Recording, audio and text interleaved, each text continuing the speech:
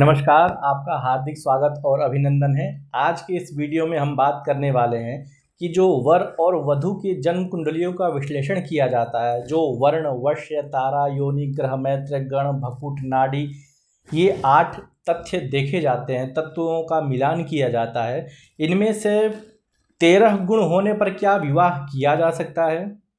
मतलब गुण कम हो तो क्या हम विवाह कर सकते हैं? आचार्यों ने तो ऐसा निर्देश किया हुआ है कि कम से कम 16 गुण होने चाहिए या कम से कम 18 गुण तो अवश्य होने चाहिए, क्योंकि इन सभी का जब हम योग करते हैं तो आता है हमारे पास 36, और 36 का यदि हम आधा भी माने तो आएगा 18।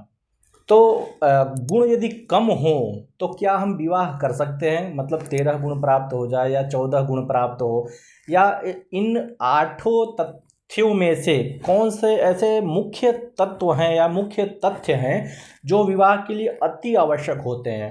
वर्ण, वश्य, तारा, योनि, ग्रह, मैत्री, गण, भकूट, नाड़ी, ये जो 8 बताए गए हैं, इन 8 का अपना अपना तो अलग महत्व है ही, लेकिन कौन सी ऐसी परिस्थिति हो जिसमें से कौन सा सर्वाधिक महत्वपूर्ण तथ्य हो सकता है, उसके विषय में आज हम बात करेंगे।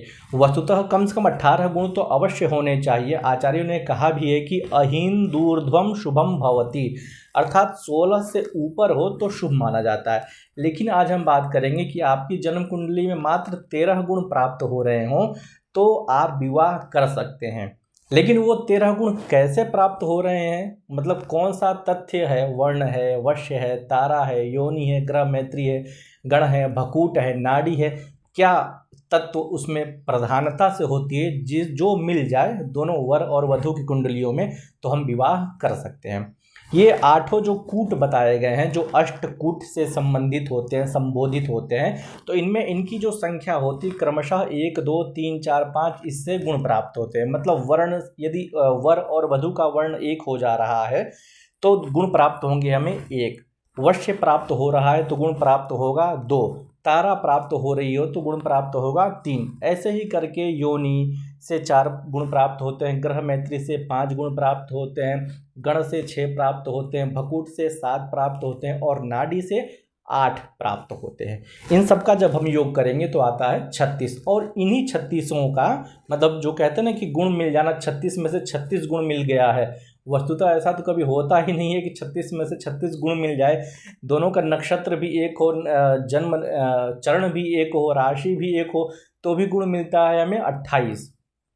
तो 36 में 36 तो मिलना संभव नहीं है, लेकिन आचार्यों ने बोला है कि 18 से ऊपर हो जाए तो आपका शुभ होता है। लेकिन आज हम बात करेंगे कि 13 गुण प्राप्त होने पर कैसे विवाह करें। तो इनमें से जो सर्वाधिक महत्वपूर्ण जो गुण होता है वह होता है ग्रह मैत्री।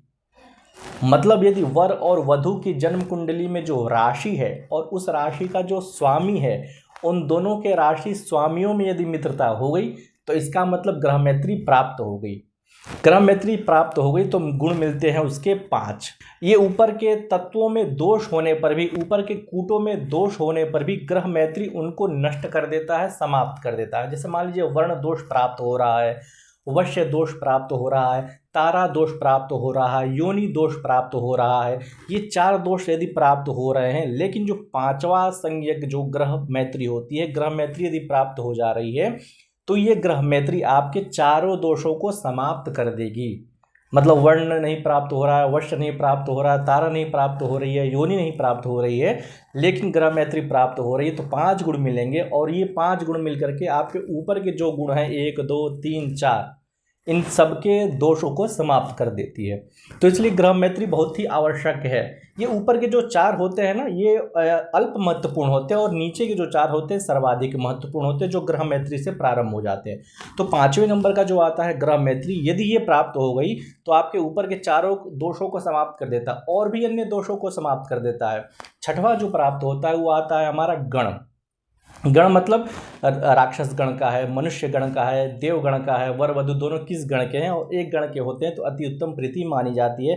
वर मान लीजिए राक्षस गण का है, कन्या यदि देव गण की है तो राक्षस और देवताओं का युद्ध होता रहता है, कलह होता रहता है, राक्षस और मनुष्यों का भी कलह होता रहता है, तो ऐसे में वैर भाव होता है। तो गण मैत्री मान लीजिए नहीं प्राप्त हो रही है, जो 6वें नंबर की गण मैत्री होती है, गण जो 6वें नंबर का होता है, तो जन्म कुंडली में यदि गण दोष है लेकिन यदि आपकी ग्रह मैत्री शुद्ध है तो वह गण के दोष को भी समाप्त कर देगी। और भकूट दोष भी है, जो 7वें नंबर का जो भकूट माना जाता है, भकूट मतलब द्विर्द्वादश का, नव पंचम का और षष्टक का, यदि भकूट दोष भी प्राप्त हो रहा है तो उस भकूट दोष का परिहार भी ग्रह मैत्री कर देती है। यदि केवल ग्रह मैत्री मजबूत है तो मैं आपको बताऊं कि 6 दोषों का शमन कर देती है। वर्ण, वश्य, तारा, योनि, गण और भकूट, ये 6 दोष किससे समाप्त होते हैं? मात्र एक ग्रह मैत्री से। तो यदि ग्रह मैत्री अच्छी प्राप्त हो रही है, दोनों में एकाधिपत्य हो जा रहा है या राशि स्वामियों में मित्रता है, तो यकीन मानिए आपके ये जो 6 दोष हैं समाप्त हो जाते हैं केवल ग्रह मैत्री से। और मुहूर्त चिंतामणि में भी तो कहा भी गया है कि राशय के चेद भिन्नम वृक्षम द्वयो हो, ये नाड़ी दोष के परिहार के विषय में बताया गया है। और गण दोष के परिहार के विषय में भी बताया गया है, भकूट दोष के परिहार के विषय में भी यही कहा गया है कि ग्रह मैत्री यदि है तो आपका भकूट दोष शांत हो जाता है। खेटारित्वम नाशयत सद्भकूटम खेट प्रीतिश्चापि दुष्टम भकूटम, ये समाप्त हो जाता है। और गण दोष भी आपका समाप्त हो जाता है। राशय के चेद भिन्न वृक्षम द्वयो सान नक्षत्र के राशि युग्मम तथैव नाड़ी दोषो न गणा नाम च दोष, नाड़ी दोष भी नहीं होता है और गण दोष भी नहीं होता है। तो राशि स्वामियों में मित्रता है तो आपका गण दोष और भकूट दोष, ये 2 महत्वपूर्ण दोष समाप्त हो जाते हैं। तो ये 7 पॉइंट तो आपके हो गए। और 8वां जो आता है नाड़ी, मतलब ग्रह मैत्री से आपके गुण मिल जाएंगे 5, और ये 5 गुण ही आपके 4, 5, 6 इन सबको समाप्त कर देता है केवल ग्रह मैत्री। देखिए ग्रह मैत्री में कितने बल होता है, कितना महत्वपूर्ण ये होता है। 8वें नंबर का जो आता है वो आता है नाड़ी दोष, ये सर्वाधिक महत्वपूर्ण होता है नाड़ी दोष। जन्म कुंडली में यदि नाड़ी दोष बन रहा है तो ऐसी स्थिति में विवाह बिल्कुल नहीं करना चाहिए। नाड़ी दोष का परिहार यदि बन रहा है तब तो आप विवाह कर सकते हैं, लेकिन उससे गुण अवश्य प्राप्त होना चाहिए। नाड़ी दोष है तो अन्य जो कूट हैं उनका गुण अवश्य प्राप्त होना चाहिए। नाड़ी दोष न होने की स्थिति में, मतलब वर और वधू की जो नाड़ी है वो अलग अलग हो, मतलब अंत नाड़ी हो, आदि नाड़ी हो, मध्य नाड़ी हो, तो नाड़ी से दोष न होने की स्थिति में गुण प्राप्त होते हैं 8, और ग्रह मैत्री के कितने गुण प्राप्त होते हैं? 5। 8 और 5 को जोड़ेंगे तो कितने आए? 13। ये 13 गुण यदि मिल रहे हैं, मतलब आपके केवल 2 कूट, पहला ग्रह मैत्री और दूसरा आपकी नाड़ी, ये 2 यदि शुद्ध है तो यकीन मानिए आपको 16 गुण प्राप्त करने की आवश्यकता नहीं है, 18 गुण प्राप्त करने की आवश्यकता नहीं है, केवल 13 गुण में ही आपका विवाह हो जाएगा, ऐसा आचार्यों का निर्देश है। लेकिन ये 13 गुण आपके ग्रह मैत्री के होने चाहिए और नाड़ी के होने चाहिए। नाड़ी दोष प्राप्त हो रहा है और 13 गुण प्राप्त हो रहे हैं तो भी विवाह नहीं किया जा सकता। ग्रह मैत्री मान लीजिए नहीं प्राप्त हो रही है, नाड़ी नहीं प्राप्त हो रही है, फिर 13 गुण प्राप्त हो रहे हैं तो भी विवाह नहीं कर सकते हैं। 13 गुणों के लिए कंडीशन यही है कि ग्रह मैत्री और नाड़ी, इनसे जो गुण प्राप्त होते हैं, मतलब ग्रह मैत्री के 5 और नाड़ी के 8, तो दोनों मिलकर हो गए 13। 13 गुण यदि प्राप्त हो रहे हैं तो विवाह निश्चित रूप से किया जा सकता है, कहीं से भी इसमें कोई संदेहास्पद स्थिति नहीं है। तो इसलिए 13 गुण प्राप्त हो, मतलब आपकी जन्म कुंडली में, वर और वधू की जन्म कुंडली में केवल ग्रह मैत्री शुद्ध है तो भी विवाह कर सकते हैं। मतलब कई आचार्यों ने तो ऐसा माना है कि केवल ग्रह मैत्री शुद्ध होनी चाहिए, क्योंकि ग्रह मैत्री ही आपके व्यवहार को, आपके क्रियाकलापों को, आपके व्यक्तित्व को, आपके पर्सनैलिटी को, आपके सोच विचार को, आपकी विचारधारा को, इन सबको ग्रह मैत्री प्रदर्शित करती है। तो यदि दोनों की मैत्री समान है, मतलब दोनों की विचारधारा बिल्कुल समान है, तब तो विवाह में कोई दोष आएगा ही नहीं, दाम्पत्य जीवन अच्छे से व्यतीत होगा। नाड़ी दोष से जरूर समस्या आती है, संतान को लेकर के और स्वास्थ्य को लेकर के जरूर प्रभाव पड़ता है।